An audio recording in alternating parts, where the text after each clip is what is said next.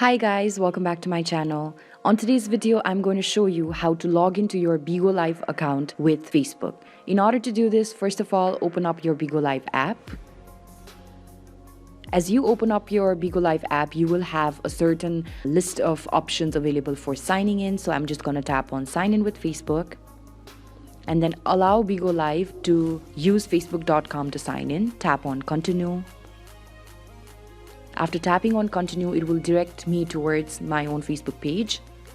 And then I would like to just simply tap on continue because I had previously logged into Bigo Live with Facebook. That means that if you want to log in to Bigo Live with Facebook, you must have already signed up to Bigo Live with Facebook. So simply tap on continue. After you tap on continue, you will be directed towards your profile. And this is how you will be able to log into your Bigo Live account with Facebook. I really hope that this video has been somewhat helpful to you. If you like the video, do not forget to like, share, and subscribe to the channel.